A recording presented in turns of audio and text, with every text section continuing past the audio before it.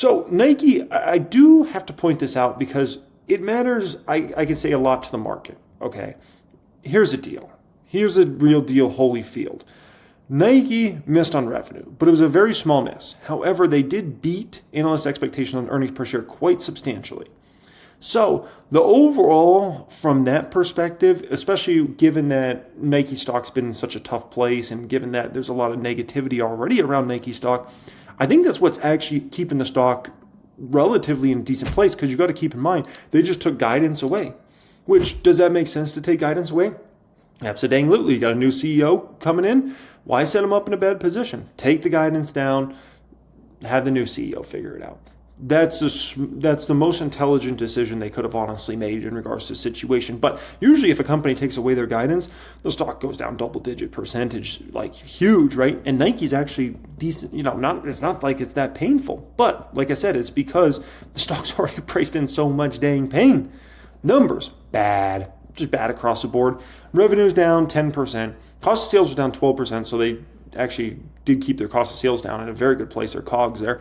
Gross profit was down 8%, which is not ideal. Like, you don't want to see your gross profit ever going down. However, if your revenue is down 10% and your gross profit's down only 8%, that means, basically you're getting some leverage actually in your cost of sales, which is, I could say that's somewhat optimistic, because they will, as long as you're confident they're going to turn around their revenues, right? If you're confident the revenues just go down forever, that's a whole different situation. But as long as you're confident the revenues come back, which I am, right, then the business model is going to be set up in 2025 and beyond for some crazy profitability increases, essentially margins to go up substantially, and earnings per share as well.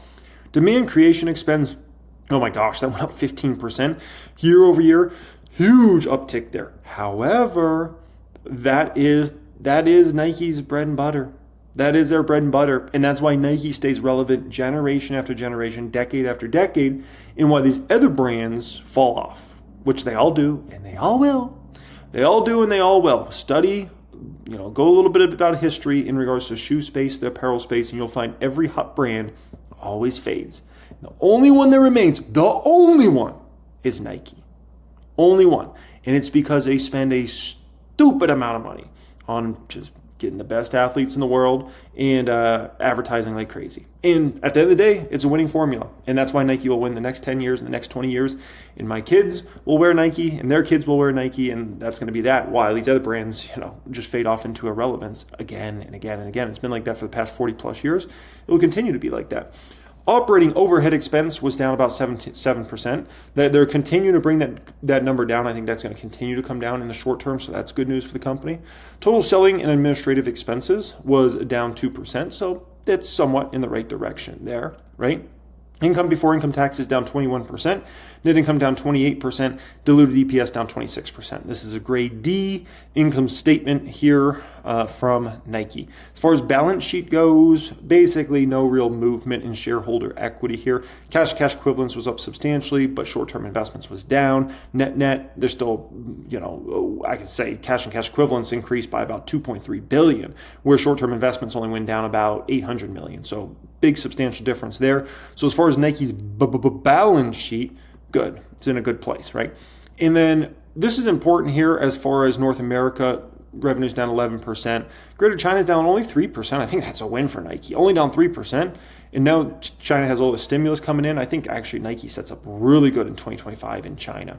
Very, very good. So I do think that's important there, right? And then, as far as footwear and apparel, I think those will turn around in 2025, which is going to be great news for the company. Now, I think this is a little bit like a Tesla situation in terms of, I don't think people quite understand what's going on here in regards to Nike. They don't have the right frame of thought, and they're going to get exposed to the right frame of thought over this next 6 to 12 months in regards to this. But Tesla was very misunderstood in terms of their real weakness in their business, through 2023 and then into the beginning of 2024, right? And people looked at Tesla and they didn't understand. They're like, oh, all these other auto manufacturer numbers look great, but Tesla's numbers are horrible. They didn't understand you got to go deeper than just like, oh, this quarter reported this. In regards to Tesla, you got to understand Tesla sells directly to customers versus, traditional business model sells into dealerships. So there's going to be a 6 to 12 month lag. So if Tesla's numbers are bad, 6 to 12 months from now, you see the other auto manufacturers. And what's exactly what you've seen, right? What's exactly what you've seen. Tesla got hit first, and now all the other auto manufacturers are all up in arms saying we got problems left and right. Every single one of them is all of a sudden having issues, right? On either the revenue side or the profitability side. And most of them, it's on the revenue side. And now they're all warning left and right, right? Is a lag there. So in regards to Nike, how is that similar to the Tesla situation? Well, people don't understand that some of the other brands that have been doing decent, you got to understand those specific brands sell to, let's call it the upper middle class. Okay, so Hoka, some of those brands that are on right now, and then they're going to be gone and irrelevant 5-10 years from now. Those brands have done well recently because they sell to mainly a customer base that's higher income, right? Nike sells to everybody. Like they sell to folks that have minimum wage jobs. They sell to folks that are multimillionaires. They sell to everybody. Everybody's Nike's customer.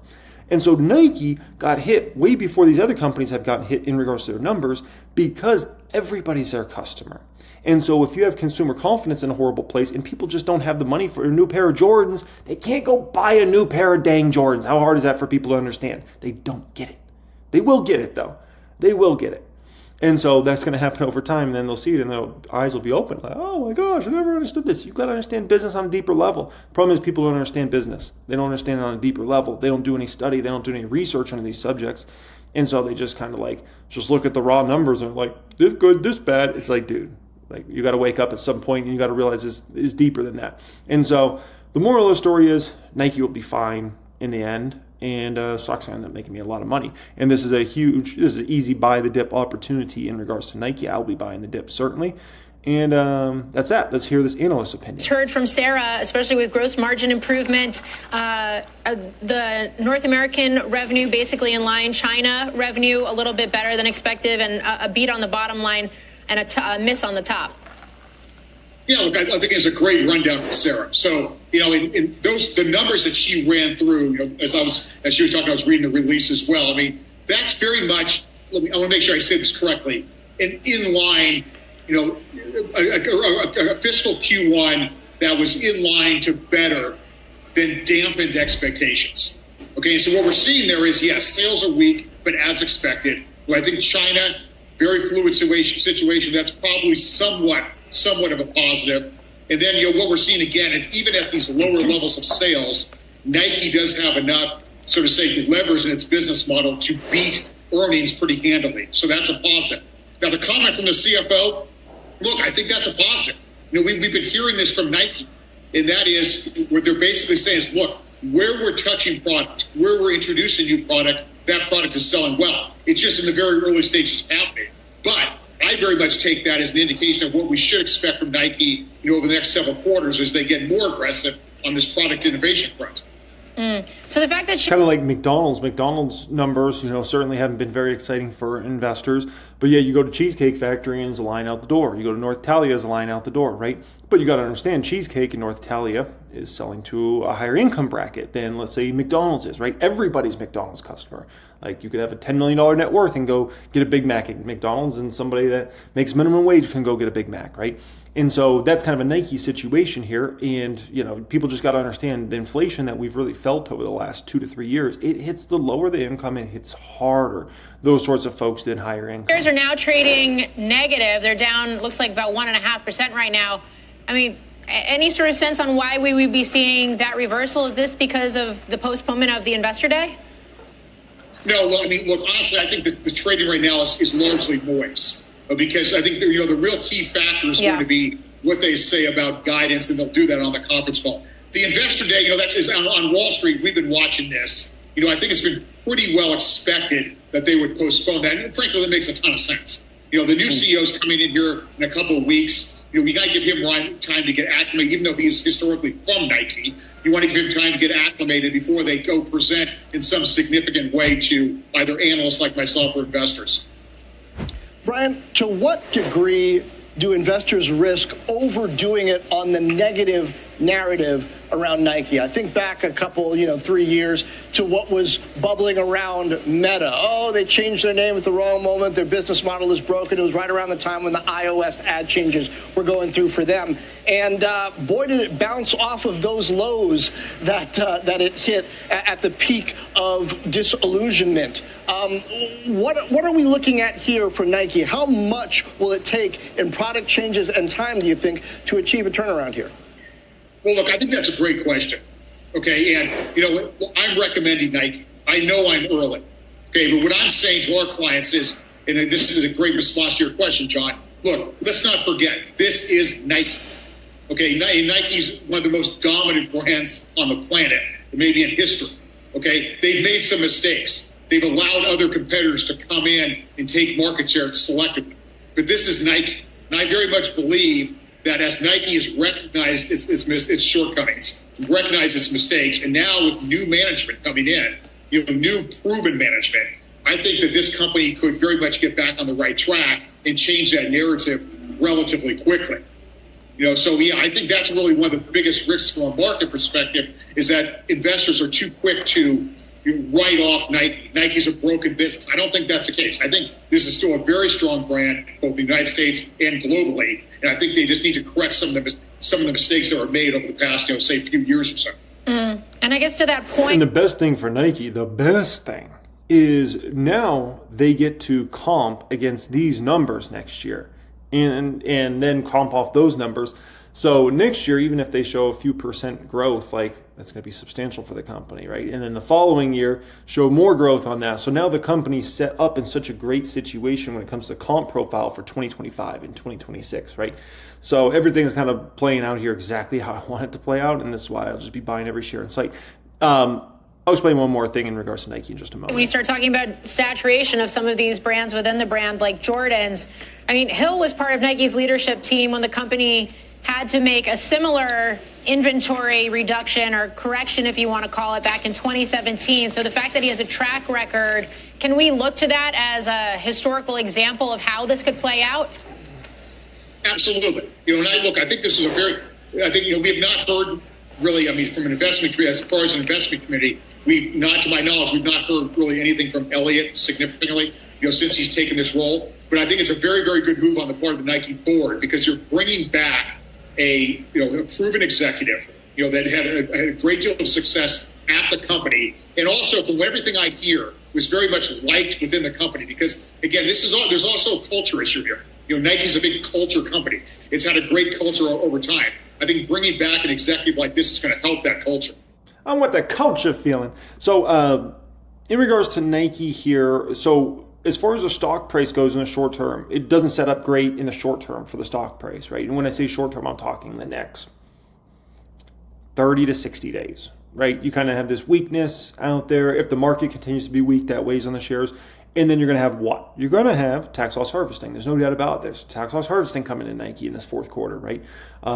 And so how heavy is it? We'll see. You never know. Could it push the stock down to 82 or 80 or below 80? It's a possibility. So you're going to have tax loss harvesting. It's just a question of how much do you have. And remember, Nike's a big stock. It's not like it's just retail investors that own Nike. It's actually hardly any retail investors own Nike. That's a big stock when it comes to funds, institutions, right? So when those folks go to sell, they're pretty big sell orders, right? And so that's going to weigh on the stock in the very short term, which allows somebody like myself as a long-term investor to come scoop up these shares while the sentiment's very down and out and so negative, blah, blah, blah, right? It's the doom. And then in a few years from now, Nike's going to be 200 plus again, and people are going to say, oh my gosh, it was so easy. It was such easy money. Like Nike, how did I miss Nike, right? Because you've got to understand the way the business model is set up now. You're going to have the excitement of the new CEO coming in. That's going to be very exciting for 2025 and beyond, right? And then additionally, and a guy that's already liked in the culture at Nike in a massive way, he's one of the most liked people ever at Nike, if not the most, right? And then you have an expense profile that's going to be in a great situation for 25 and 26, right? And so you're going to see the revenue start to come back in 25, 26, and then you're going to see margins expanding simultaneously and the earnings per share going to the moon over the next couple of years. And so it's going to be very exciting. I think it's going to be a very exciting time to be a Nike shareholder, 2025 and 2026 specific. And yeah, so anyways, like, people can get all doomsday or do whatever they want to do. I'm going to be making a whole bunch of money over the next few years in that one. Hey, it's Jeremy. I hope you really enjoyed that clip here today. Listen, there are three main areas a long-term investor has to understand. You have to understand financial statements, income statements, balance sheets, cash flows. You have to understand and master portfolio management. And you have to have the ability to project what is possible for companies in the coming years. Bearish scenarios, bullish scenarios. All these skills can be learned, and that's the good news. And I'm still just a regular guy who's out here. I just have a lot of passion for the market. I've learned a lot over the last 15 years. I had a tremendous amount of success, and I have a dedication to teaching people everything I have learned in the past 15 years. If I can do it, you can do it too. You can learn all that's required to become a great investor in my private group. The application is going to be down there in the description area. You can click on that, fill out an application, join us in the private group, get access to all my best course curriculums, teaching you everything that I got in my head, and you get ability to join our six-figure, seven-figure Hall of Fame. We have such a tremendous Discord. It is incredible. So once again, description area down there, there's a link. You can apply to join my private group in there. Next one up here, calls of the day, Tesla, Eli Lilly, and Bank of America. To 130 from 115, JP Morgan. They do reiterate, though, Bryn, that it's underweight. They did have their lower than expected deliveries. Dan Ives defending it today. Gosh. He's bullish. Outperformed $300. Raised to 130? Tesla's 240. Oh my gosh. You'll be flipping my flapjacks. They're lower than expected deliveries. Dan Ives defending it today. He's bullish. Outperformed $300 is the price target. Stock's done a lot lately. It obviously didn't like this number. Maybe it was just a sell on the news because it was up into that. Well, you tell me. It was up into that. I mean, I don't know what JP Morgan's talking about. I mean, they're at 115. They raise it to 130. The stock's at 242. So, I mean, I feel like their thesis is a little bit off, or their price targets are off to begin with. I think from a positive perspective, when you look at the car sales that came out, you actually had 6.9% year-over-year growth, which was the first time we had the last two quarters they actually had declining growth. So that's a positive. I think there was whisper numbers that were obviously higher while the stock is sold off. There's two big events, though. Obviously, the 10-10 event, which we'll see what happens. To me, I want to hear about the smaller car. We obviously are going to hear about the future of robo-taxis, probably more on Optimus. But I think what's interesting, if you look at the early days of Apple, when their services were so small, no one thought that it would be what it is today. To me, what's also an interesting revenue source is their energy storage. And so their energy storage continues to grow almost 100%, well over. Yeah, if you're looking for something to be very, very, very bullish on in regards to Tesla, there's really, in my opinion, there's two things to be insanely bullish on. Obviously, car deliveries has not been great. We all know that, right? Car average selling prices has not been great. We all know that, right? So, and that's their biggest businesses. So that's why it's been, I think, kind of easy to be more bearish on Tesla for the last, I would say, year or two, right? But on the flip side, if you want the two things to be very bullish on, the energy side of the business has been growing like a weed. Like, it's unbelievable, the growth rates in regards to that business. Very bullish there. And as I've stated for a long, long time, as in years, the services business, right? And I've kept pointing this out like it's growing, it keeps growing, it's just going to keep growing much bigger and bigger and bigger with all the vast amount of services. And that's just going to continue to climb for probably decades to go in the future. So I think that's something to be very bullish on for the long term. It's going to give Tesla a lot more stability long term, especially as that services business becomes a Goliath business, which it's going to take still a minimum 5 years to closer to 10 years to really build that into a massive business, the services business. But when it becomes that, Tesla's it's going to be able to command software like valuations on it, because people are going to be able to look at those services revenues, going to keep pouring in quarter out, regardless of what the economy is doing at the particular time, or interest rates, or, because who knows where the economy is 5-10 years from now? Who knows where? If I had to say, it was probably better than it is today, right? But we have no clue. Where's interest rates going to be then, right? No clue. So that's going to move around. The amount of cars being sold in a given year, those numbers are going to move around all over the place. But services, that's a business that can be very, very stable for the company. No different than Apple. Apple can have their iPhone units be down. We've seen several quarters recently with Apple where their iPhone units are down, but their business looks great still. Why? Services. If the services business pulls you through, you're looking really dang good. Let's get back into this. 100% year over year. It's only 6% of revenues. And so I think if we can get a smaller car announced and say, when are we going to get delivery dates on the 10-10 meeting, that starts to put more excitement under the name. Because I do think for the stock to get like up into the 300s, we need to have just EV growth, right? Yes, we just need to have a return to earnings going higher, not lower. Double digits. Questions about that too, more broadly. Let's talk about some stocks on the move. Lilly, weight loss drug, no longer in shortage, according to the FDA. Kevin, you own that stock. Yeah, I mean, I think that's constructive to the company anytime you see something like that happen. But this stock is up so much year to date. How much upside do they still have left in it? I wouldn't be a buyer on that news. I would certainly be a buyer on weakness. And the one thing with GLP that's so interesting is the prospect of it healing other things. We learn each and every day that it's good for this and great for that. And I feel like this is a stock, if you don't own it, you want to add to it, and at least get in there on pullbacks. And you probably want to own it for the foreseeable future to see what really comes of this. This is probably, Josh, more of a question for a B of A shareholder at this point. Not that we haven't exhausted this conversation anyway, but Berkshire's selling more. They're down about 10.2%. Probably want to get, as Santoli was saying earlier today, under 10.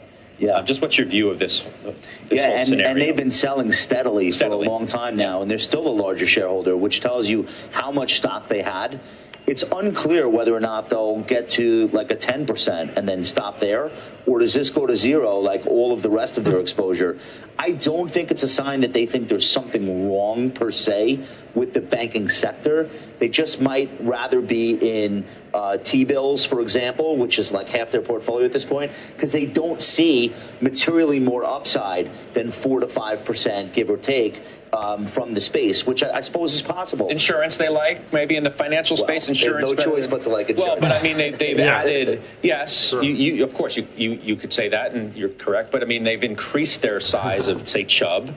Over months. Yes. So it just tells you that where maybe they think the best bets within the financials sector is. And by the way, don't rule out the possibility they come back.